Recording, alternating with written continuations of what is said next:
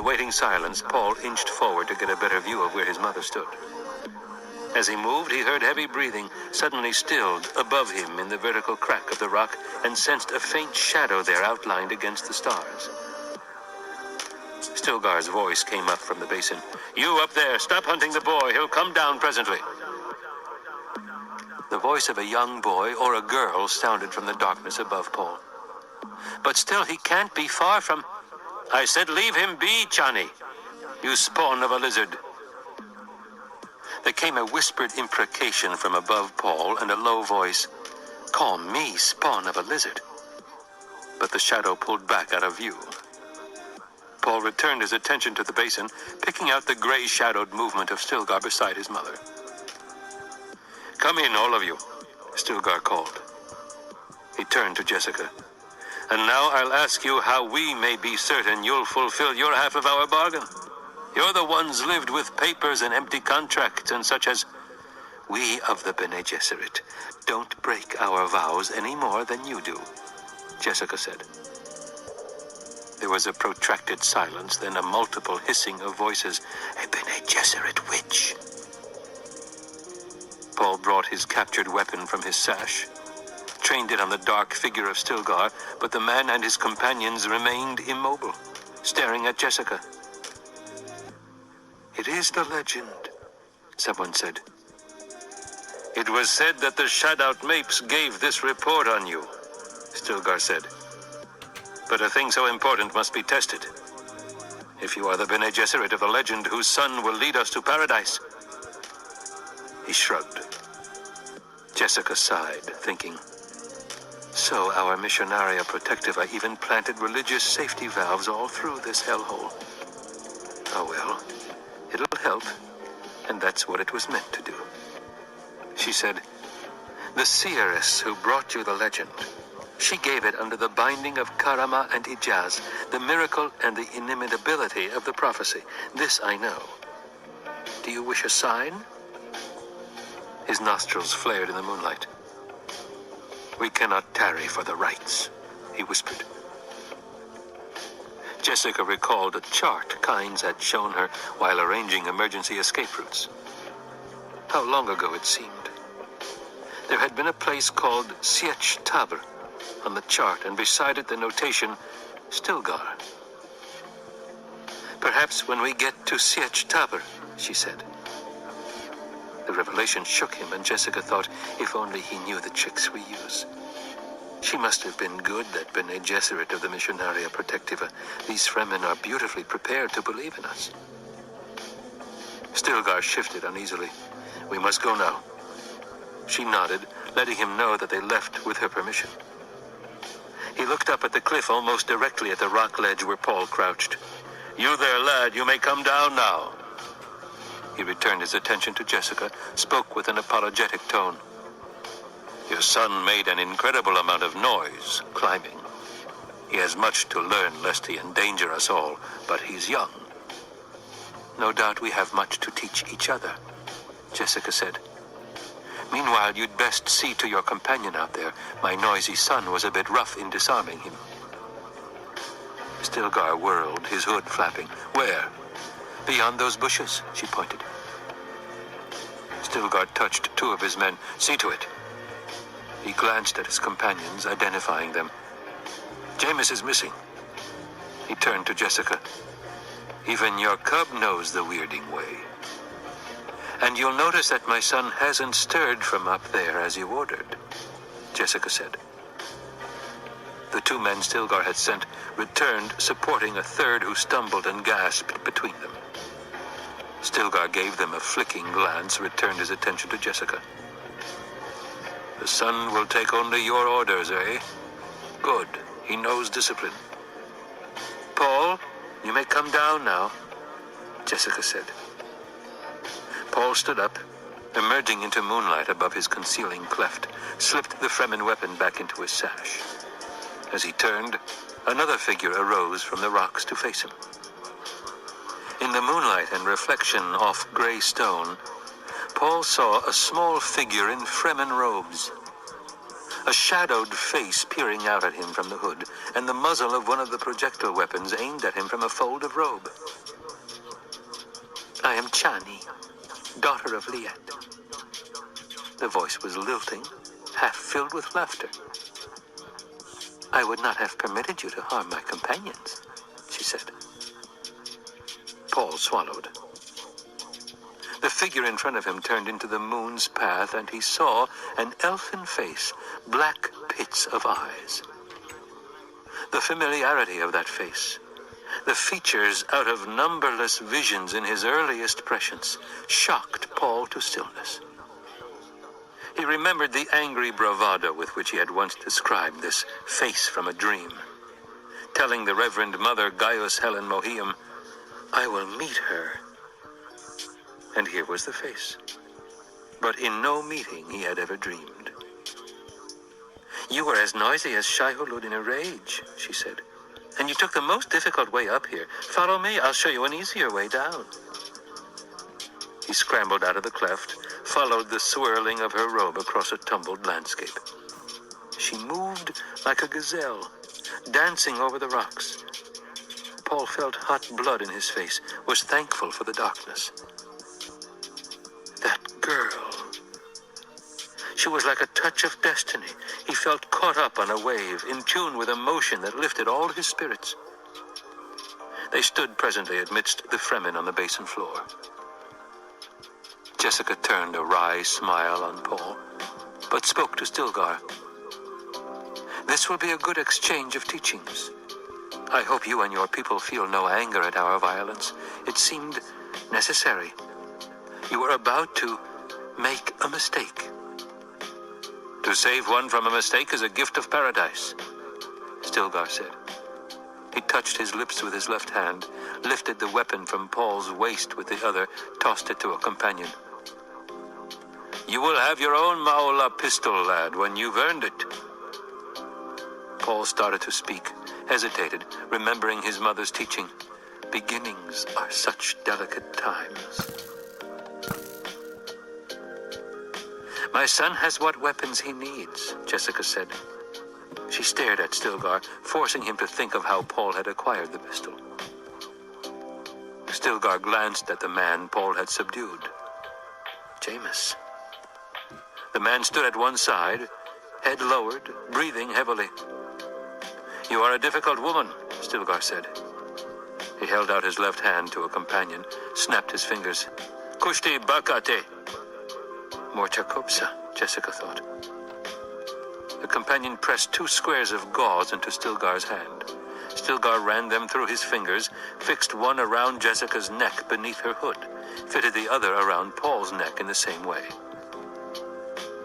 "Now, you wear the kerchief of the Baka," he said.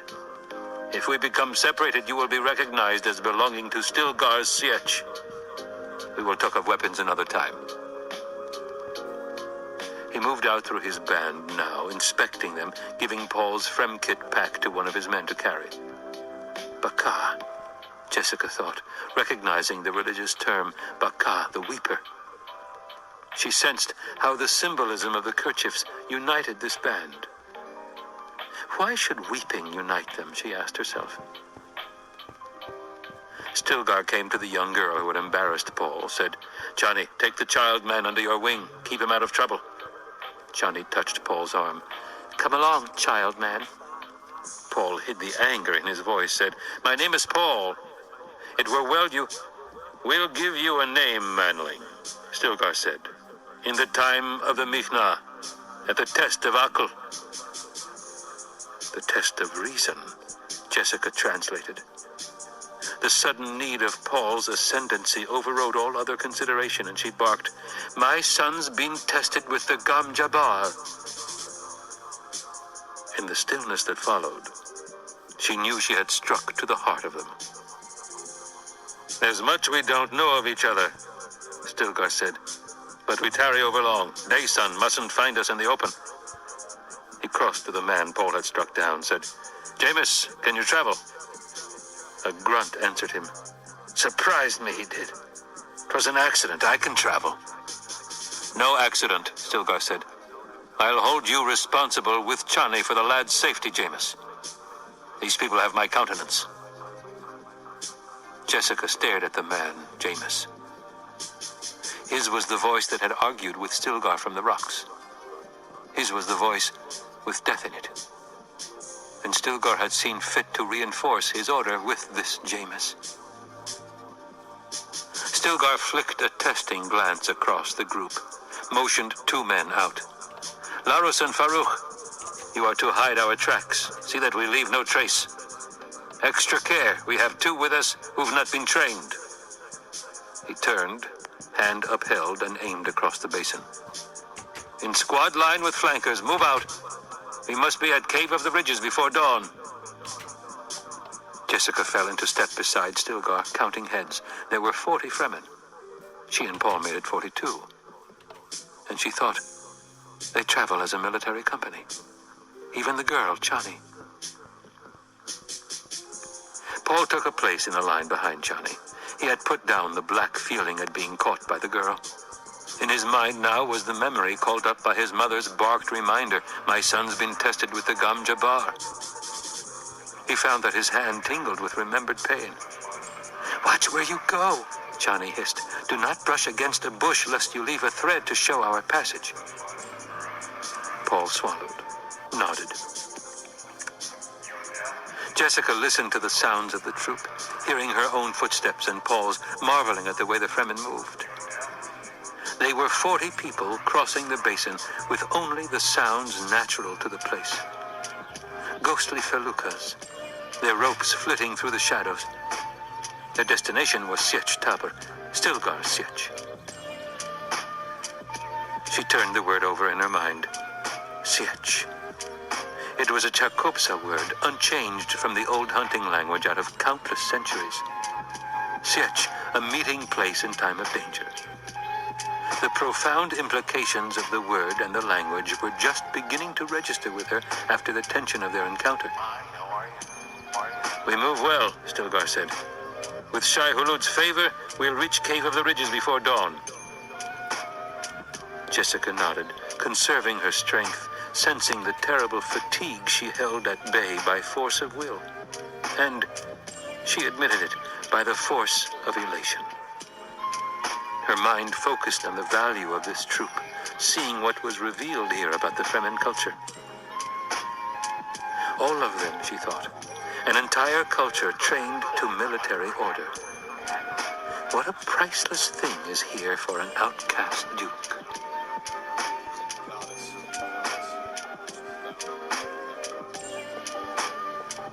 The Fremen was supreme in that quality the ancients called Spannungsbogen, which is the self-imposed delay between desire for a thing and the act of reaching out to grasp that thing. From the wisdom of Muad'Dib by the Princess Irulan. They approached Cave of the Ridges at dawnbreak, moving through a split in the basin wall so narrow they had to turn sideways to negotiate it. Jessica saw Stilgar detach guards in the thin dawnlight, saw them for a moment as they began their scrambling climb up the cliff. Paul turned his head upward as he walked, seeing the tapestry of this planet cut in cross-section where the narrow cleft gaped toward gray-blue sky. Chani pulled at his robe to hurry him, said, "Quickly, it is already light." "The men who climbed above us, where are they going?" Paul whispered. "The first day watch," she said. "Hurry now." A guard left outside, Paul thought. Wise. But it would have been wiser still for us to approach this place in separate bands. Less chance of losing the whole troop. He paused in the thought, realizing that this was guerrilla thinking. And he remembered his father's fear that the Atreides might become a guerrilla house. "Faster," Chani whispered. Paul sped his steps, hearing the swish of robes behind. And he thought of the words of the Sirat from Yui's tiny OC Bible. Paradise on my right, hell on my left, and the angel of death behind. He rolled the quotation in his mind. They rounded a corner where the passage widened. Stilgar stood at one side, motioning them into a low hole that opened at right angles. "Quickly," he hissed. We're like rabbits in a cage if a patrol catches us here. Paul bent for the opening, followed Chani into a cave illuminated by thin gray light from somewhere ahead. You can stand up, she said. He straightened, studied the place. A deep and wide area with domed ceiling that curved away just out of a man's hand reach. The troop spread out through shadows. Paul saw his mother come up on one side, saw her examine their companions, and he noted how she failed to blend with the Fremen even though her garb was identical. The way she moved, such a sense of power and grace. Find a place to rest and stay out of the way, child man, Chani said. Here's food. She pressed 2 leaf-wrapped morsels into his hand. They reeked of spice. Stilgar came up behind Jessica, called an order to a group on the left. Get the door seal in place and see to moisture security. He turned to another Fremen. Lemuel, get glow globes. He took Jessica's arm. I wish to show you something, weirding woman. He led her around a curve of rock toward the light source. Jessica found herself looking out across the wide lip of another opening to the cave, an opening high in a cliff wall, looking out across another basin about 10 or 12 kilometers wide. The basin was shielded by high rock walls. Sparse clumps of plant growth were scattered around it. As she looked at the dawn-gray basin, the sun lifted over the far escarpment, illuminating a biscuit-colored landscape of rocks and sand. And she noted how the sun of Arrakis appeared to leap over the horizon. It's because we want to hold it back, she thought. Night is safer than day. There came over her then a longing for a rainbow in this place that would never see rain. I must suppress such longings, she thought. They're a weakness. I no longer can afford weaknesses. Stilgar gripped her arm, pointed across the basin. There you see proper druses. She looked where he pointed, saw movement. People on the basin floor scattering at the daylight into the shadows of the opposite cliff wall. In spite of the distance, their movements were plain in the clear air. She lifted her binoculars from beneath her robe, focused the oil lenses on the distant people. Kerchiefs fluttered like a flight of multicolored butterflies. That is home, Stilgar said. We will be there this night. He stared across the basin, tugging at his mustache. My people stayed out over late working. That means there are no patrols about. I'll signal them later and they'll prepare for us. Your people show good discipline, Jessica said. She lowered the binoculars, saw that Stilgar was looking at them. They obey the preservation of the tribe, he said. It is the way we choose among us for a leader. The leader is the one who is strongest, the one who brings water and security. He lifted his attention to her face. She returned his stare, noted the whiteless eyes, the stained eye pits, the dust-rimmed beard and mustache, the line of the catch tube curving down from his nostrils into his still suit. Have I compromised your leadership by besting you, Stilgar? She asked. You did not call me out, he said. It's important that a leader keep the respect of his troop, she said. Isn't a one of those sand lice I cannot handle, Stilgar said. When you bested me, you bested us all. Now they hope to learn from you the weirding way. And some are curious to see if you intend to call me out. She weighed the implications. By besting you in formal battle? He nodded. I'd advise you against this because they'd not follow you. You're not of the sand. They saw this in our night's passage. Practical people, she said. True enough. He glanced at the basin. We know our needs, but not many are thinking deep thoughts now this close to home. We've been out overlong arranging to deliver our spice quota to the free traders for the cursed guild. May their faces be forever black. Jessica stopped in the act of turning away from him, looked back up into his face. The guild? What has the guild to do with your spice? It's Liet's command, Stilgar said. We know the reason, but the taste of it sours us. We bribe the guild with a monstrous payment in spice to keep our skies clear of satellites and such that none may spy what we do to the face of Arrakis. She weighed out her words, remembering that Paul had said this must be the reason Arrakin's skies were clear of satellites. And what is it you do to the face of Arrakis that must not be seen? We change it, slowly but with certainty, to make it fit for human life. Our generation will not see it, nor our children, nor our children's children, nor the grandchildren of their children. But it will come. He stared with veiled eyes out over the basin. Open water, and tall green plants, and people walking freely without stillsuits. So that's the dream of this Liet Kynes, she thought, and she said, bribes are dangerous. They have a way of growing larger and larger. They grow, he said, but the slow way is the safe way. Jessica turned, looked out over the basin, trying to see it the way Stilgar was seeing it in his imagination. She saw only the grayed mustard stain of distant rocks and a sudden hazy motion in the sky above the cliffs. Ah, Stilgar said. She thought at first it must be a patrol vehicle, then realized it was a mirage. Another landscape hovering over the desert sand and a distant wavering of greenery, and in the middle distance, a long worm traveling the surface with what looked like Fremen robes fluttering on its back. The mirage faded. It would be better to ride, Stilgar said, but we cannot permit a maker into this basin. Thus, we must walk again tonight. Maker. Their word for worm, she thought. She measured the import of his words, the statement that they could not permit a worm into this basin.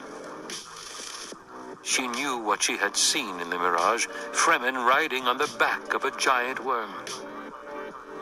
It took heavy control not to betray her shock at the implications. We must be getting back to the others, Stilgar said, else my people may suspect I dally with you. Some already are jealous that my hands tasted your loveliness when we struggled last night in Tuono Basin. That will be enough of that, Jessica snapped. No offense, Stilgar said, and his voice was mild. Women among us are not taken against their will. And with you, he shrugged, even that convention isn't required. You will keep in mind that I was a duke's lady, she said. But her voice was calmer. As you wish, he said. It's time to seal off this opening to permit relaxation of stillsuit discipline. My people need to rest and comfort this day. Their families will give them little rest on the morrow. Silence fell between them. Jessica stared out into the sunlight. She had heard what she had heard in Stilgar's voice, the unspoken offer of more than his countenance. Did he need a wife?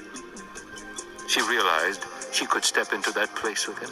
It would be one way to end conflict over tribal leadership, female properly aligned with male. But what of Paul, then? Who could tell yet what rules of parenthood prevailed here? And what of the unborn daughter she had carried these few weeks? What of a dead duke's daughter? And she permitted herself to face fully the significance of this other child growing within her, to see her own motives in permitting the conception. She knew what it was.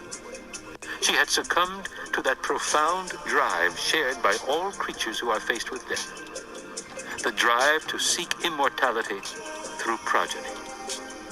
The fertility drive of the species had overpowered them. Jessica glanced at Stilgar, saw that he was studying her, waiting. A daughter born here to a woman wed to such a one as this man. What would be the fate of such a daughter? She asked herself. Would he try to limit the necessities that a Bene Gesserit must follow? Stilgar cleared his throat and revealed then that he understood some of the questions in her mind. What is important for a leader is that which makes him a leader. It is the needs of his people. If you teach me your powers, There may come a day when one of us must challenge the other. I would prefer some alternative. There are several alternatives? She asked. The Sayadina, he said. Our Reverend Mother is old. Their Reverend Mother. Before she could probe this, he said, I do not necessarily offer myself as mate. This is nothing personal, for you are beautiful and desirable. But should you become one of my women, that might lead some of my young men to believe that I'm too much concerned with pleasures of the flesh and not enough concerned with the tribe's needs. Even now, they listen to us and watch us. A man who weighs his decisions, who thinks of consequences, she thought. There are those among my young men who have reached the age of wild spirits, he said. They must be eased through this period. I must leave no great reasons around for them to challenge me, because I would have to maim and kill among them. This is not the proper course for a leader if it can be avoided with honor. A leader, you see, is one of the things that distinguishes a mob from a people. He maintains the level of individuals. Too few individuals and a people reverts to a mob. His words, the depth of their awareness, the fact that he spoke as much to her as to those who secretly listened, forced her to reevaluate him. He has stature, she thought. Where did he learn such inner balance? The law that demands our form of choosing a leader is a just law, Stilgar said. But it does not follow that justice is always the thing a people needs. What we truly need now is time to grow and prosper, to spread our force over more land. What is his ancestry, she wondered. Whence comes such breeding? She said, Stilgar, I underestimated you. Such was my suspicion, he said. Each of us apparently underestimated the other, she said. I should like an end to this, he said. I should like friendship with you, and trust.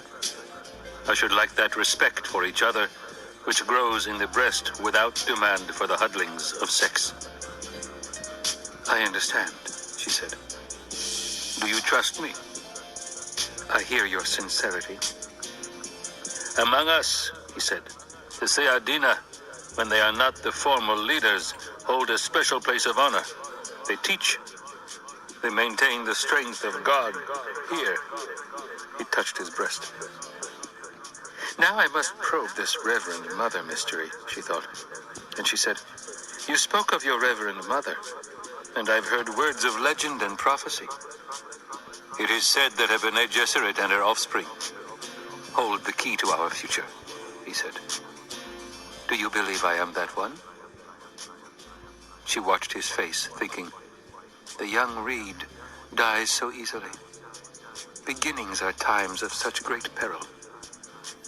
We do not know, he said.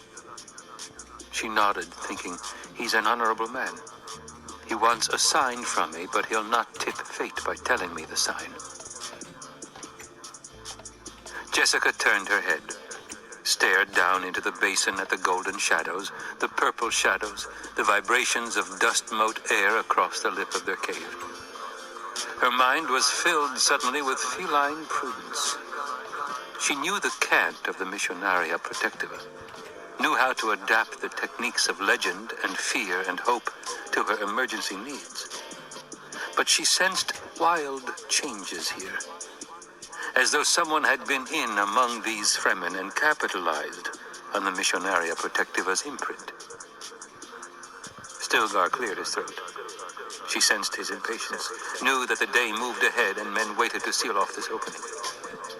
This was a time for boldness on her part, and she realized what she needed. Some Dar al-Hikman, some school of translation that would give her adab, she whispered. Her mind felt as though it had rolled over within her. She recognized the sensation with a quickening of pulse. Nothing in all the Bene Gesserit training carried such a signal of recognition. It could be only the adab, the demanding memory that comes upon you of itself. She gave herself up to it, allowing the words to flow from her. Ibn Kirtaiba, she said, as far as the spot where the dust ends. She stretched out an arm from her robe, seeing Stilgar's eyes go wide. She heard a rustling of many robes in the background.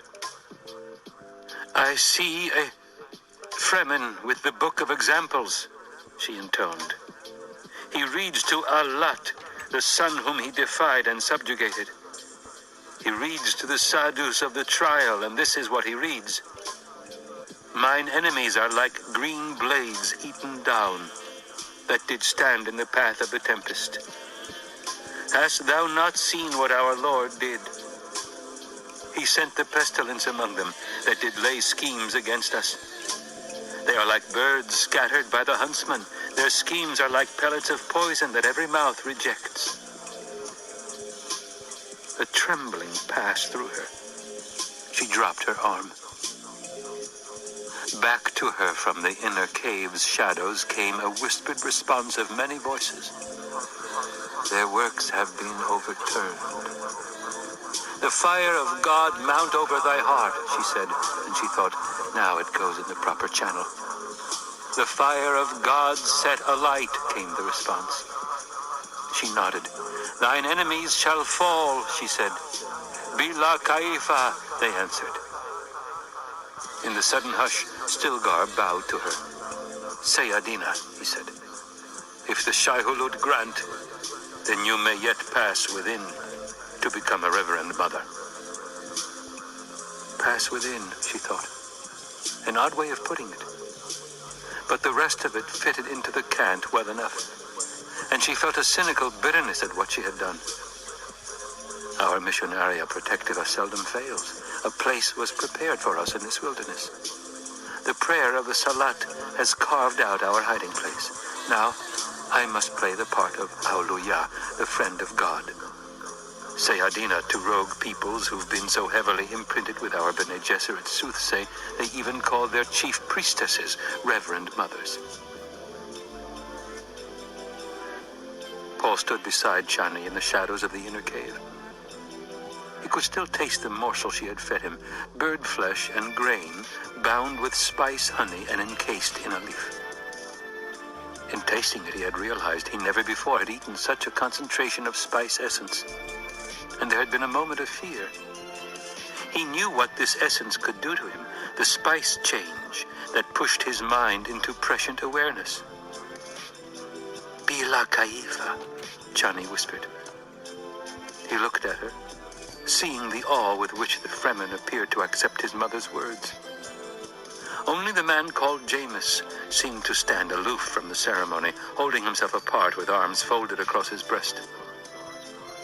Due yaka hin mange, Chani whispered. Due punra hin mange.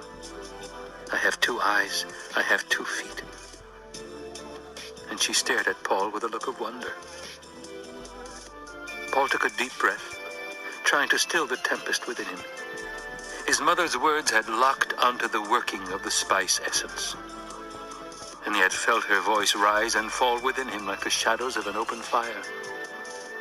Through it all, he had sensed the edge of cynicism in her. He knew her so well, but nothing could stop this thing that had begun with a morsel of food. Terrible purpose, his consciousness that he could not escape. There was the sharpened clarity, the inflow of data, the cold precision of his awareness. He sank to the floor, sitting with his back against rock, giving himself up to it. Awareness flowed into that timeless stratum where he could view time, sensing the available paths, the winds of the future, the winds of the past. The one-eyed vision of the past, the one-eyed vision of the present, and the one-eyed vision of the future, all combined in a trinocular vision that permitted him to see time become space. There was danger, he felt, of overrunning himself, and he had to hold on to his awareness of the present, sensing the blurred deflection of experience, the flowing moment, the continual solidification of that which is into the perpetual was. In grasping the present, he felt for the first time the massive steadiness of time's movement everywhere, complicated by shifting currents, waves, surges and counter-surges, like surf against rocky cliffs. It gave him a new understanding of his prescience. And he saw the source of blind time, the source of error in it, with an immediate sensation of fear. The prescience, he realized, was an illumination that incorporated the limits of what it revealed, at once a source of accuracy and meaningful error.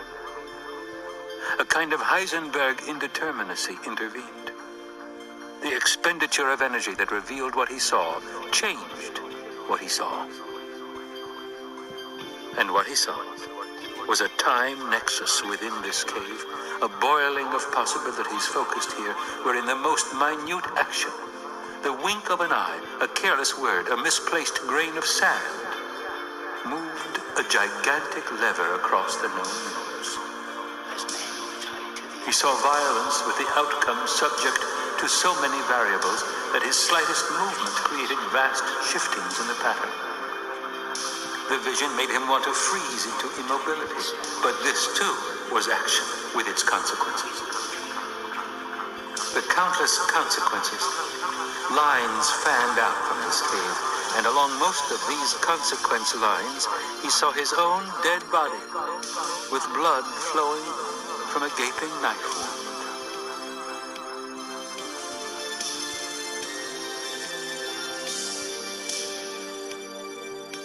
My father, the Padishah Emperor, was 72, yet looked no more than 35 the year he encompassed the death of Duke Leto and gave Arrakis back to the Harkonnens. He seldom appeared in public wearing other than a Sardaukar uniform and a Berserk's black helmet with the Imperial Lion in gold upon its crest. The uniform was an open reminder of where his power lay. He wasn't always that blatant, though. When he wanted, he could radiate charm and sincerity. But I often wonder in these later days if anything about him was as it seemed. I think now he was a man fighting constantly to escape the bars of an invisible cage. You must remember that he was an emperor, father-head of a dynasty that reached back into the dimmest history. But we denied him a legal son. Was this not the most terrible defeat a ruler ever suffered? My mother obeyed her sister superiors, where the Lady Jessica disobeyed. Which of them was the stronger? History already has answered.